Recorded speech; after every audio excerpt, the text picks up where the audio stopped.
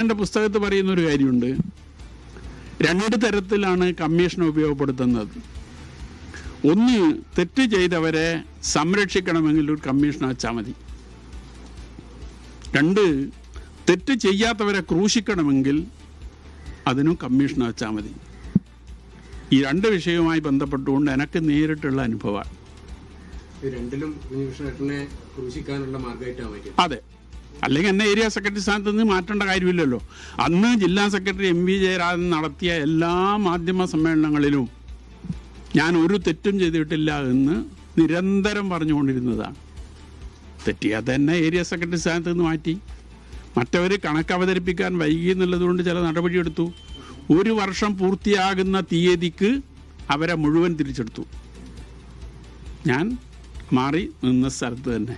ഈ പാർട്ടി സംവിധാനങ്ങളിൽ നിൽക്കുന്നവർ പിരിച്ചെടുത്ത ഫണ്ടുകൾ വ്യാപകമായി ക്രമക്കേട് നടന്നു എന്ന് താങ്കൾ പറയും. വ്യാപകമായി എന്നൊന്നും പറയാൻ പറ്റില്ല.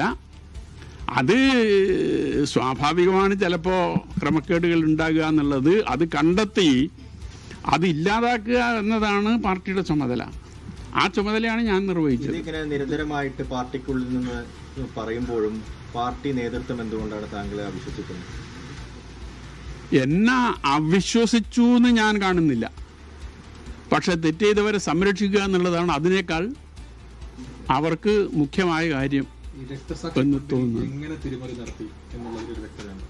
ഒന്ന്, ഞാൻ നേരത്തെ പറഞ്ഞു, വരവിൽ കുറവ് കാണിച്ചു. യഥാർത്ഥത്തിലുള്ള വരവ് പൂർണ്ണമായും കണക്കിൽ ഉൾപ്പെടുത്തിയിട്ടില്ല.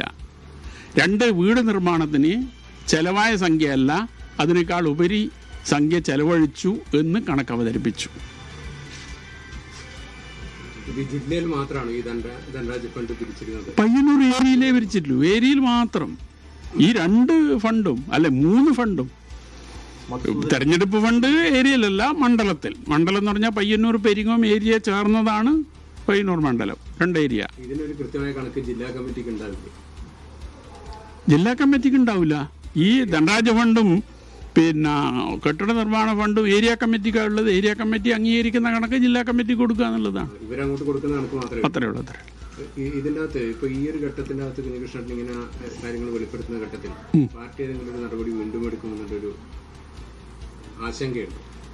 ഞാൻ എൻ്റെ പുസ്തകത്തിൽ പറഞ്ഞിട്ടുണ്ട്, ഇങ്ങനൊരു തുറന്നെഴുത്ത് വലിയ പ്രത്യാഘാതമുണ്ടാക്കും എന്ന് ഞാൻ കണ്ടിട്ടുണ്ട്. പാർട്ടി എന്ത് നടപടി സ്വീകരിക്കും എന്ന് പറയാൻ സാധിക്കില്ല.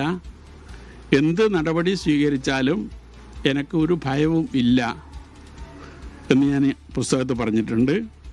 അവസാനം പറഞ്ഞൊരു കാര്യം, ചിലപ്പോൾ ഈ പുസ്തകം പുറത്തു വന്നാൽ എന്നെ പാർട്ടിയിൽ നിന്ന് പുറത്താക്കിയേക്കാം എന്നും ഞാൻ ആ പുസ്തകത്തിൽ രേഖപ്പെടുത്തിയിട്ടുണ്ട്.